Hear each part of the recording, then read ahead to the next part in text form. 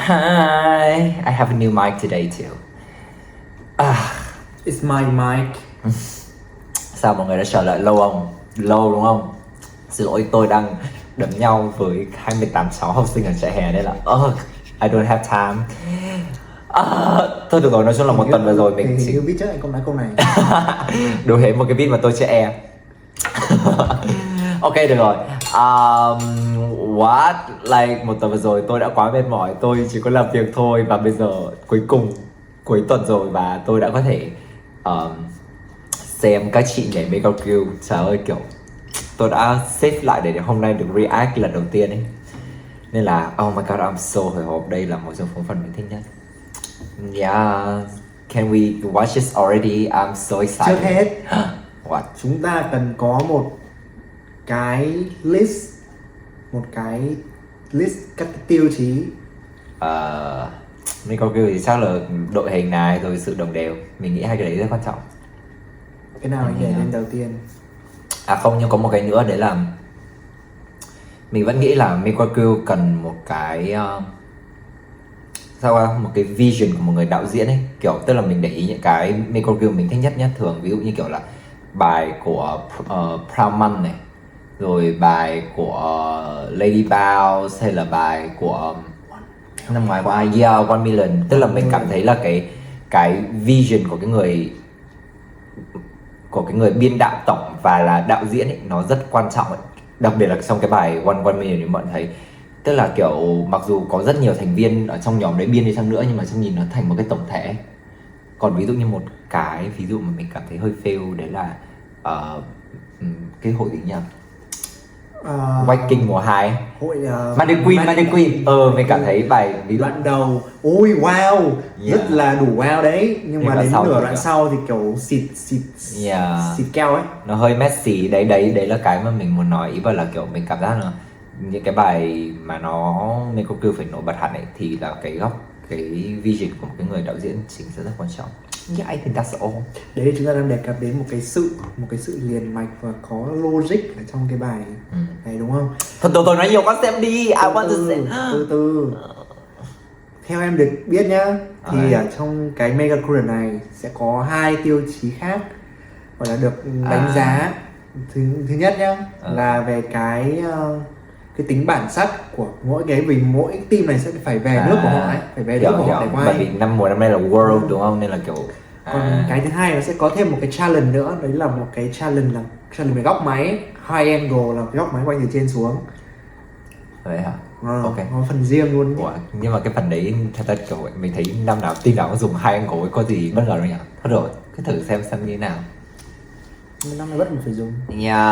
Team đầu tiên mà chúng mình sẽ xem đấy là đó là team đã chiến thắng ở vòng K-pop Deathmatch Mission. AG Squad. Oh my god. Australia có gì nhỉ? Chỉ biết mỗi kangaroo với mấy con mẹ. Mnet World of Street Woman Fight Mega Crew Mission. Australia, New Zealand phải Australia không? Hai đứa khác nhau mà. Hôm nay có sự chuối.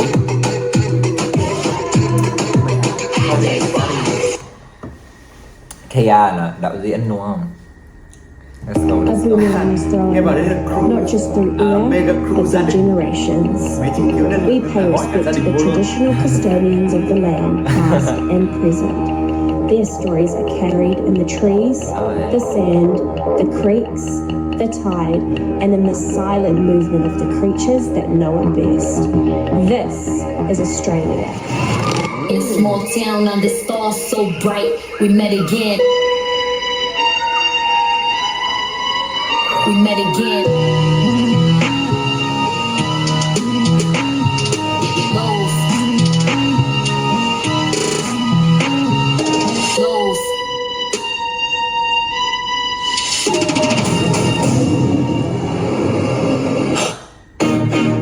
Anaconda Nicki Minaj à?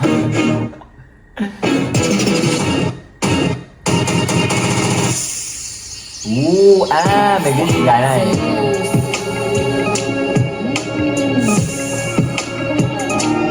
Khán giả. Wow, ngon vai, thật vãi. Ui, chị này nhảy sướng nhở. mỗi lần đi bài So good.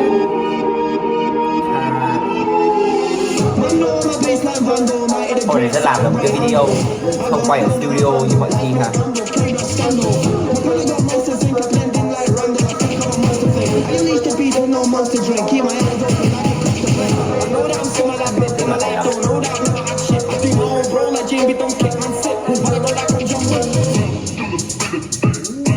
Wow.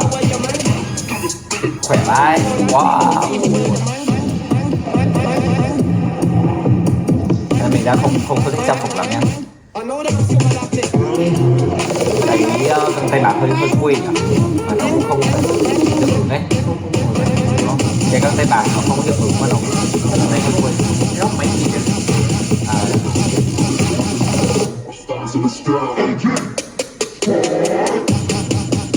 Wow.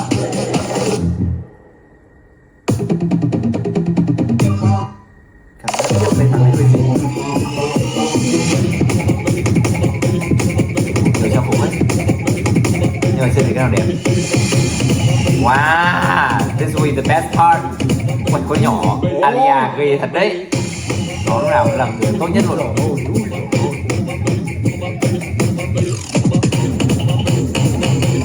Làm Việt này, wow. Rồi em có section gì nào? Cái mình kỷ yếu.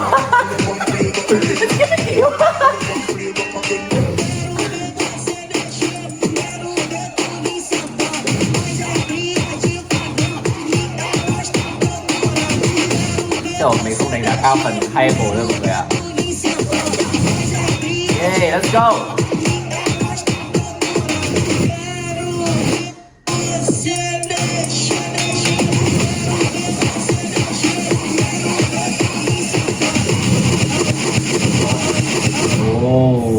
Có team khác luôn à? Lao có cái team khác.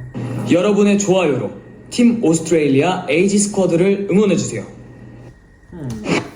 좋아요로 팀 오스트레일리아 에이지 스쿼드를 응원해주세요. Này, Director là Kaya. O'Hare Pierce, Marion Pierce là người nhà của cái À. để rút baby sao ấy. Ờ. Bố hay mẹ ấy.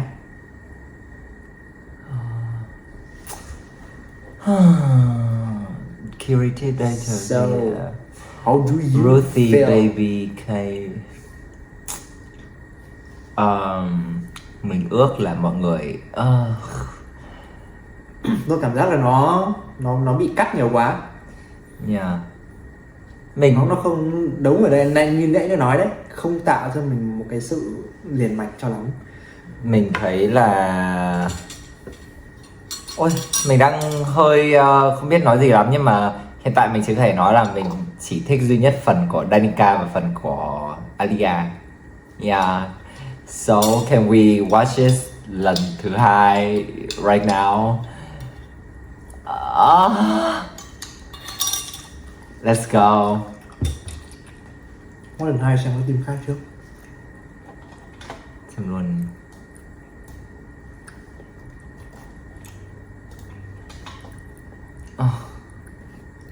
Xem. Thật ra là Mnet World of Street Woman mình Fight không thích 메가 크루 미션 cinematography lắm. Góc quay, cách quay, trang phục rất lắm. Không bắt được việc cái sắp, không bắt được sắp tiếng Anh nhỉ? Để xem cái phần đầu ấy.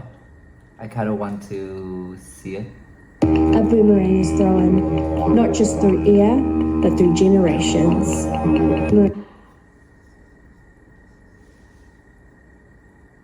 A boomerang is thrown not just through air, but through generations. We pay respect to the traditional custodians of the land, past and present. Ôi đúng, These chương stories trình are carried in the trees, Discovery, the tour sand, du lịch quảng cáo. the It's giving that vibe ấy. and in the silent movement of the creatures that know it best. Nói chung là mọi người This sẽ is Australia. muốn In nói về small các loài town động vật under nhiều. stars so bright, we met again. Thật ra là bắt nhạc vào đầu rất chất nha. Bắt nhạc vào đầu có cái rất chất. Hey, Goes, hey. goes. Biên hay, biên hay. cảm giác hai cái cảnh này nó cái về mặt visual hơi khác nhau quá nhỉ. Nên là kiểu xem nó hơi bị không, cái này bắt hơi bị chật một tí đấy, hơi không có gì đâu. Nhưng mà cảm giác cả hai cái cảnh nó hơi khác nhau về mặt visual ấy. Đây ví dụ như kiểu hai cái đấy nó giống nhau đúng không? Cái này cái cảnh trước nó giống nhau nên là em mình thấy cái phần này, cái hai angle của cái này còn hợp lý hơn đấy.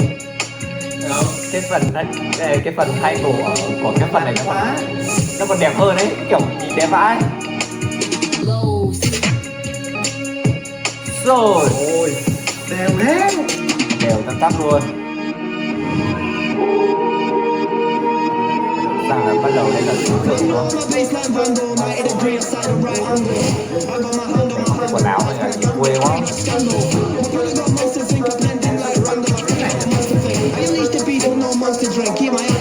Nó quay cảm giác nó quay đáng lẽ nó nên rộng hơn đấy. Cảm giác nó quay đáng lẽ nó nên rộng hơn, nhưng nhìn nó dã hơn, tổng tay nhiều người mà. Thì ôi bộ quần áo đây quá quê, mình lỗi mà thật sự quá quê. Then I really don't like that silver clothes or those silver clothes.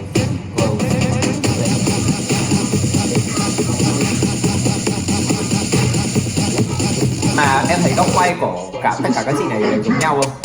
Nó hơi đều là tầm trung chứ nó không là cái angle nó cũng khá là giống nhau nên nó không cảm giác không đa dạng lắm. Mình thấy cái này không phê, đáng lẽ cái đấy phải chơi nếu mà ánh sáng về phía sau phải đùng thì mới phê này. Thế tự nhiên phần này thì giữ ánh sáng phải hay. Ôi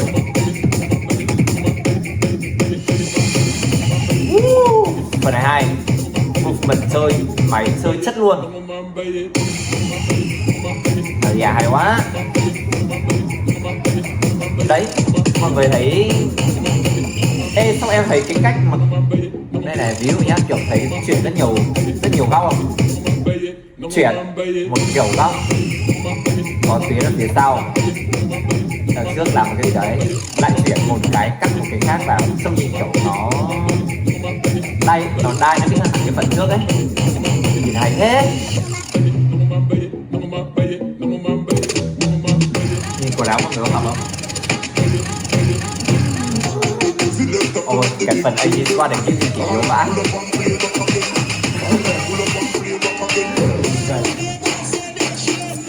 Cái độ hình trên cao vòng tròn này không phải nó cũng không thật sự đẹp nhỉ? Kiểu nó không có gì phức tạp ấy. Nhìn trông cái vòng tròn này trông nó còn không đều cơ. Mình nghĩ là cái hai angle này nó nên nhấn mạnh vào một cái hình để nó phức tạp hơn. Ê, xong số nó còn không. Mọi người thấy nó bị không đúng tâm không? Nó không đúng tâm không?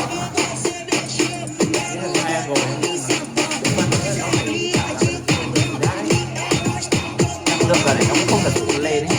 Mấy người khác.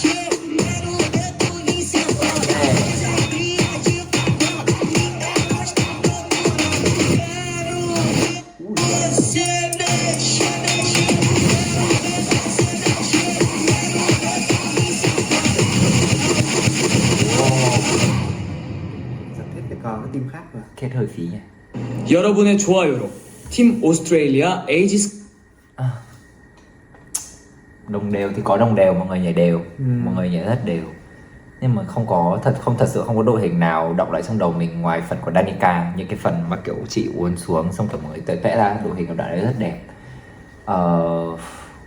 Góc quay thì thật sự là cũng chỉ có mỗi phần của Alia là kiểu nó sáng tạo nó mà nó nhiều layer và nó chất, còn lại những người khác thì nó hơi màu hơi cũ mọi người ạ.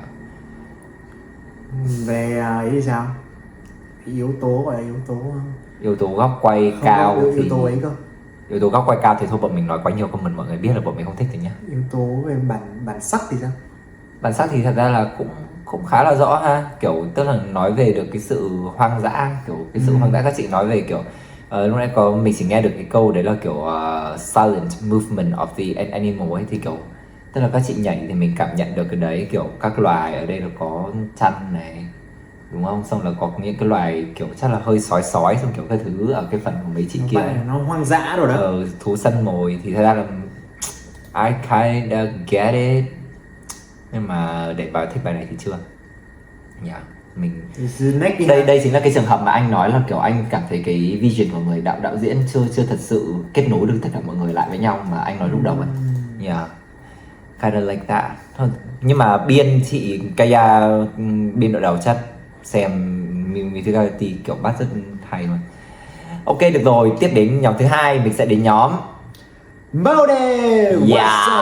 I really kinda excited because thật ra là mình đã theo dõi chị, mình đã vô tình theo dõi được chị Mali, biết đến chị Mali từ trước đấy rồi, nên trước khi chương trình cầm bán, trước khi chương trình bắt đầu mình còn không nhận ra ấy, nhưng mà sau đấy mình nhận ra thì mình đã từng xem chị Mali làm một bài cũng khá là mega grill của cá nhân riêng của chị rồi, và nó cũng rất là arty và hay, nên là kiểu I'm kinda excited about it. Mình lần đầu tiên mình biết đến Marley ở trong chương trình này. Chị hơi style hơi cinematic ấy, kiểu hơi điện ảnh nên là đúng gu của mình, nên là mình sẽ ok, let's go. First, Mnet World of Street Woman Fighter What? 메가 크루 미션.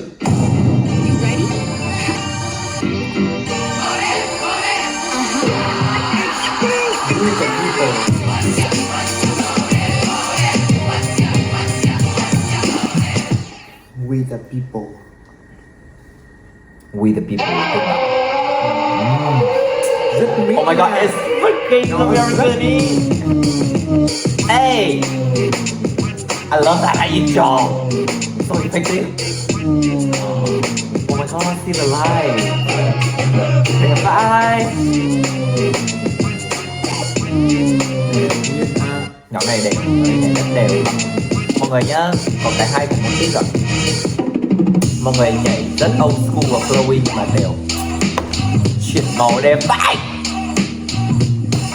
Ê,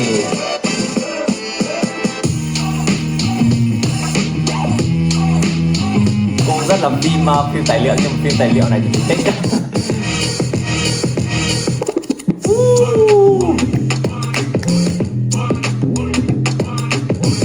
Nổi bật nhờ.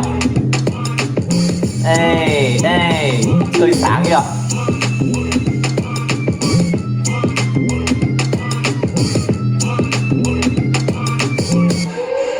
Sao nhiều nhân vật khách mời nhờ. Rồi ôi. Trời. Yeah, her strength like facial expression, so they really use it. Hay quá, cái này hơi rộng ra một tí nữa thì anh sẽ thích hơn. Nhưng mà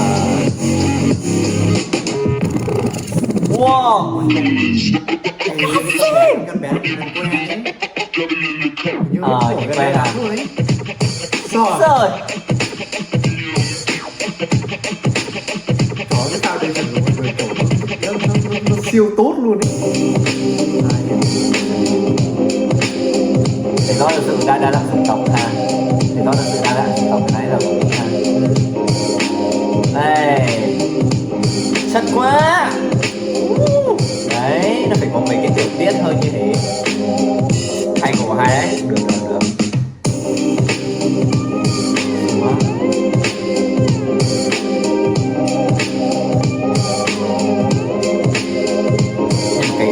Cái mô típ cứ lộ dần của người ta hơn có hơi nhiều ha. Cái phát dần đấy.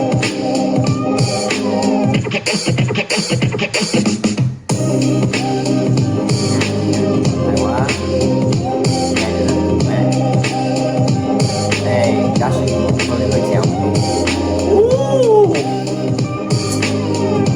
Nhà làm phim. Trung bình những người làm phim. Đội hình chưa thì đặc biệt lắm nha. Đội hình thì về mặt đội hình chưa thì with the people. Yeah. 여러분의 좋아요로 I kinda like it, and I also have a lot of things I dislike about it. Kiểu dạng như thế. Sao em cảm giác nó giống một cái hip hop introduction video hơn là một cái mega crew nhỉ? Em cảm giác nó chưa có yếu tố mega ở trong này lắm. Cũng đúng, mặc dù nhiều người đúng không, nhưng mà bởi vì Nhiều mọi người, người sử chứ dụng mà nhiều chủ yếu cái là- nhiều cảnh đặc tả quá nên là nó lại ít đi cái yếu tố mega. Yeah, I understand his idea. Với có một cái nữa điểm mà mình không thích nhất với này, đấy là các thành viên của Motive xuất hiện bị ít quá. bị ít và mặc dù cũng Và cái có ở đấy. spotlight bị cho khách mời nhiều quá, mọi người hiểu không? Cái spotlight với khách mời nhiều quá. Thành viên của Motive nhá, em chỉ nhớ mỗi đoạn của chị Fantaye và chị Marley, còn lại Ờ. với lại một đoạn nữa của Logistics. Nhưng mà còn chị mà không nhảy ấy, chị kiểu tao chỉ xuất hiện ở đây ấy, sau kiểu bọn mày nhảy đi ấy. đúng rồi, đoạn của Logistics kiểu ok đổi màu tao đi ra, chả nhảy đến Ôi. hát gì cả. Nhưng mà maybe có thể đấy là cái gọi sao nhỉ, cái vision của các chị ấy. Các chị ấy chỉ đơn giản là muốn dùng cái vid này như một cái cơ hội để mà kiểu đây là anh em của tao và bọn tao ở Mỹ, bọn tao có những người chất như này. Maybe they're Mà dẫu sao đấy cũng là vision, cái nhưng mà dù sao thì em đi nhảy để mang đi thi mà làm sao mà không nhảy được. thôi nào xem lại một lần nữa đi.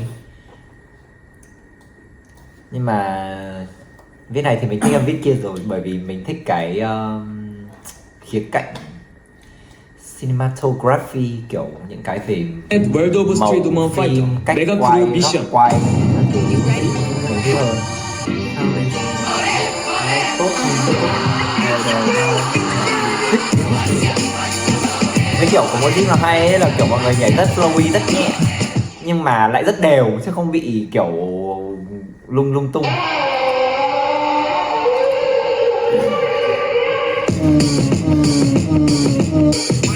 Cái intro này hit luôn, này tức quá hay. tóc chị Marley đẹp thế. Mọi người chơi theo kiểu màu cờ Mỹ ấy, xanh đỏ trắng. Ê, nhưng vẫn hơi ít đúng không? Đây với một cái đội hình mega view như vậy vẫn là hơi ít. Đấy mọi người bên yeah. Silverlight thôi, mọi người biết tao nhảy quá khổ rồi, thôi xem người khác nhảy đi.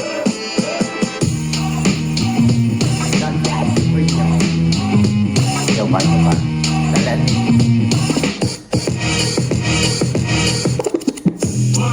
rồi cái đoạn này hiệu quả nhỉ? Đoạn này hiệu quả kiểu tức là nó giúp cho mình tập trung vào cái người mà họ muốn mình tập trung ấy. Chỉ đánh một Người đứng ngồi đằng xanh đằng đỏ. Hey. Em có cảm nhận được tự do trong mình này không? Somehow I don't know. Wow, hay quá. Đoạn này lại rất ít chuyển cảnh nhỉ? Có lẽ hiệu quả vãi. Mình chỉ ước là đây là một người có thành viên của nhóm họ ấy, thay vì một khách mời ấy. Ê, nhiều góc chuyển cảnh nó đẹp quá. đoạn này nhờ. Chất vãi. Hay. Hiệu quả. Có một cái group, một người ở giữa chỉ như này. Chúng mày có làm gì làm tao chỉ. Đấy, nó có mấy cái chi tiết kiểu từng người lên này mình xem lên trên hai cầu rất đã như thế. Đây, màu trắng đây rất là thể hiện sự mặc dù mọi người khác nhau nhưng mọi người vẫn đẩy đi. Cái hai anh rồi khác của em vẫn chưa ok đâu, nhưng mà chất vậy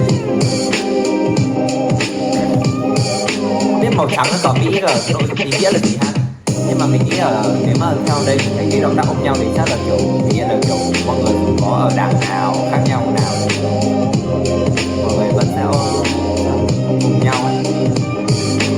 Đây.